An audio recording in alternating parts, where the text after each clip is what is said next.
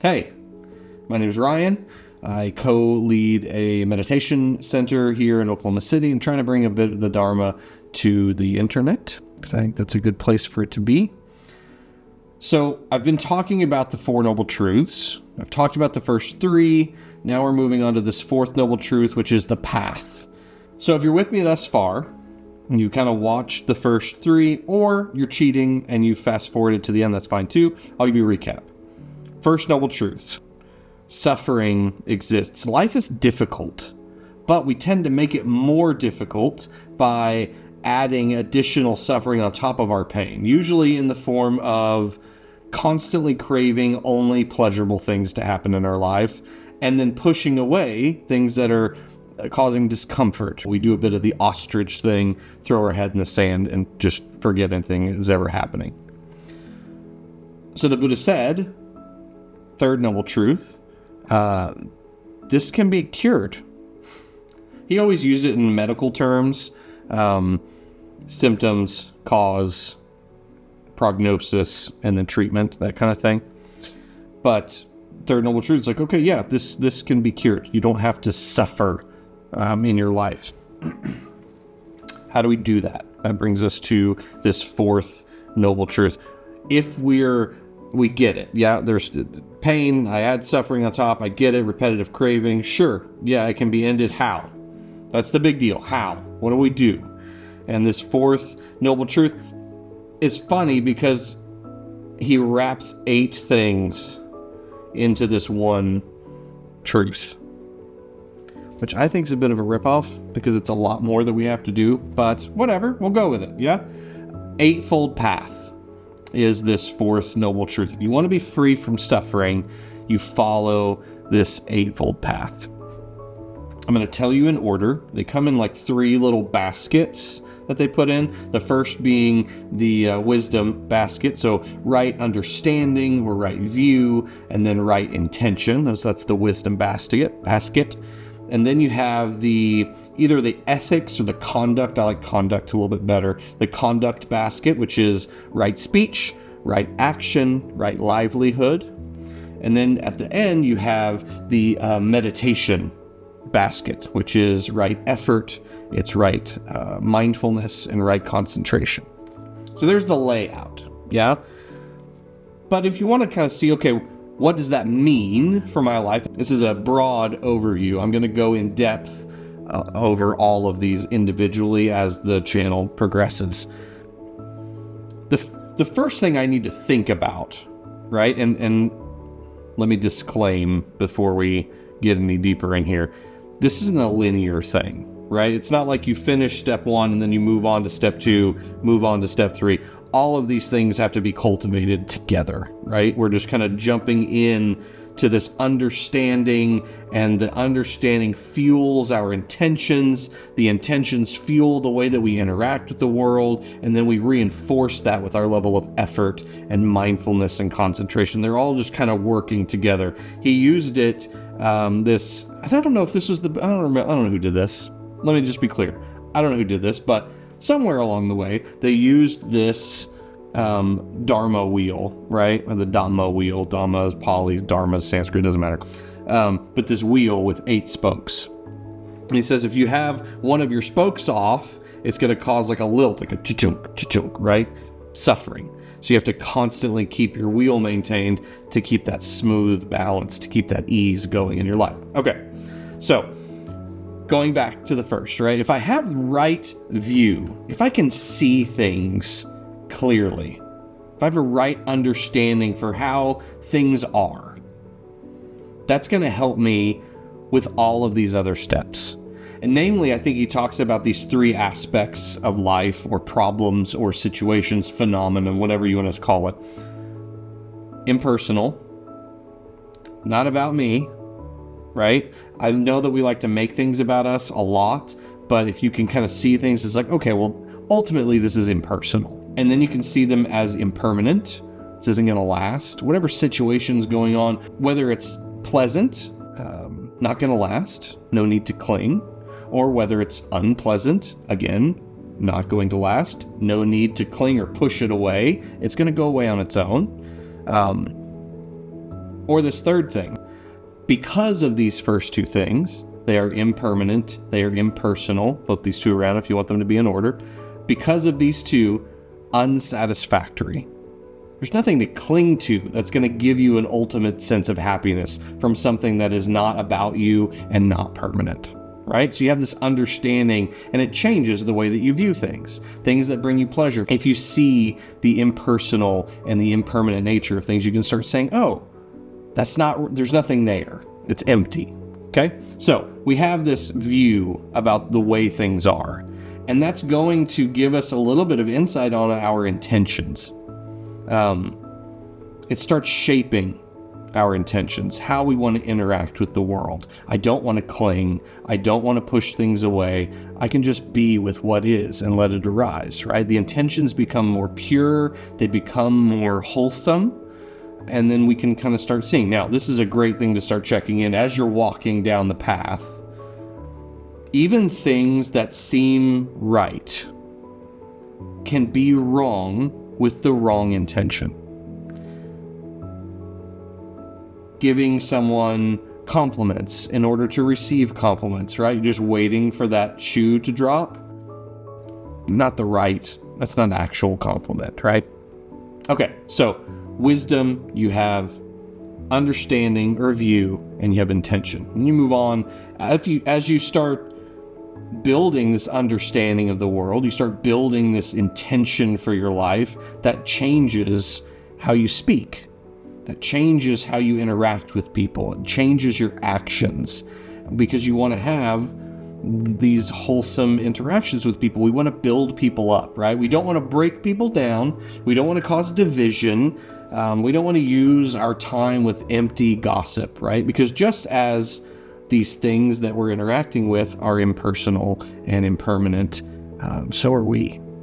And so I always tell my kids, you don't have time. We don't have time to be unkind to people. We only have time for kindness. We don't have enough time in the world to show people how we really feel about them. Now is the time to be kind. We're kind through our speech. We're kind through our actions. We choose how we interact with money in the world, how we make money, where we spend our money, our livelihood, our assets. We want to do all of these things in a wholesome way. And if you start looking at that path, it involves all of those things. And then moving on to this third basket, this meditation basket, which is funny because effort, I think, goes into all of this, right?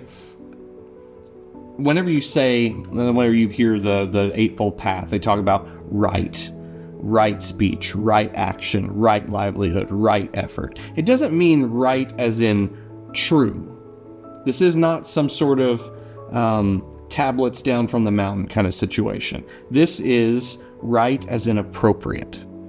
With effort, the Buddha used a really cool analogy. And he used it like a stringed instrument, probably a lute in his time. But like think of a guitar, something like that. If you have a guitar, a ukulele, something like that, and you tune the string too low, it's going to sound bad, right? If you tune the string too high, going to sound bad. It has to be in tune, the right tune for that string. It's the same way with right speech, right action. If you're too stringent, if you're not yourself and you end up becoming this robot, that's not right speech, that's overcompensating, right? You have to be you, which is why I do this channel the way that I do, and I'm sure that I'll even get more me as time goes on. Still a camera, still learning, all of that stuff, but it's me, right? I want it to be me talking to you. I don't want this to be a speech that's prepared. We're not in college. I mean, you might be in college, but this is not a college class. This is not academia. We're just trying to be better. So when it comes to right effort, if you decide, okay, this is the way that this needs to be, I'm going all in. I'm going to meditate 3 hours a day. I'm going to get free in the next 6 months. It's like, that may be wrong effort. You see how that can like burn you out? It's not quite the way that we should be doing things. It's right effort. And sometimes that effort changes as you move throughout your life. Maybe right now, meditation seems like, okay, I think I can manage like 10 minutes a day. If that's what you can manage, go for it. If you can manage 30 minutes a day, great. If you can manage 45, an hour, whatever, make it right effort. Don't over tune the string, but don't keep the string too lax. Is that a word? Wow. I surely know what I'm talking about, right? So, right effort, right mindfulness. Can we be present fully without the distractions? That's something that we practice on the cushion, these formal things, concentration and mindfulness, or the formal meditation teachings. Can you focus on your breath? There's a breath meditation on this channel already that I will link to right now. Try it. Can you just stick with the breath? Can you concentrate? Keep working on that. Keep cultivating right concentration. And then can you cultivate mindfulness? Can you cultivate this presence, this awareness of your surroundings, of the way things are? Can you be mindful of this understanding that you have in the world and see it as you're working your way through your day? All of these things come together to form the path. It's like a compass. And I don't like a lot of times where in modern culture, I don't know if this applies, so we may not even put this in the video, but modern culture, you have the goal and just work your way towards the goal, work your way there, but you don't ever focus on where you are, like a good analysis of like, what's going on right now? What does that look like for me? Because then you have a point A and a point B, and you can actually use that to get a trajectory, right? I like that with this Eightfold Path, because the path, even though it's been walked before, not walked by very many people in modern society. So the path's overgrown. The path is lush. The path is dense. And so you're kind of having to hack away at this jungle of greed, of hatred, of delusion, and make our way forward on this path. You have to have a compass. You have to know which way you're going. And that compass, that path, is the Eightfold Path. If I'm walking through my life, my day, my whatever, and I know it's like, okay, I'm at a crossroads. There's a decision to be made right now. Do I understand what's actually happening? Do I have the right intention going into this? Right? If this involves speech, am I speaking clearly? Am I speaking to unify? Am I telling the truth? All of these things. Is all of this in line? Okay, now we can move forward. All of this happens in a split second. Most of the time. Not often do I make decisions and like, okay, back up. Where are we? What's going on? Where's the path? Right? That's kind of, look, it's too sped up to kind of get in with all of this. Therefore, we practice. We sit down on the cushion. We slow everything down. We get rid of distractions with sight. We kind of focus on the breath. We work on concentration. We open it up to other levels of mindfulness. It's just a practice. We are practicing for the real world. We're practicing for the times when speech and action, our livelihoods with our intentions, can run us down a bad road. And so following this path, it just makes sure that we're on the right trajectory. If the goal is freedom, if the goal is awakening, this is the way to get there. I hope that helps. I know that was kind of a 50,000 foot view. I'll make videos about all of these things and go down the list and be like, okay, today we're only talking about intention, but I wanted you to have a clear overview that was more than just the middle school textbook kind of idea. If you have questions, if I wasn't clear about something, which is definite, just let me know. Comment, whatever. I really, really appreciate you being here. I'm going to say that a lot because it matters. The fact that you watch this matters. The fact that you're interested matters.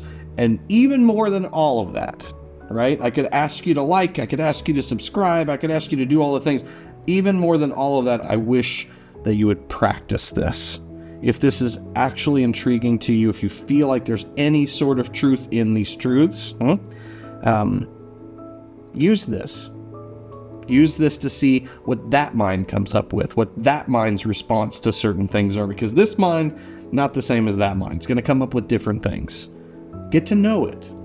Start to develop and cultivate a different relationship with your mind, because then you can respond to situations rather than reacting all the time. You might just suffer less. See you in the next one.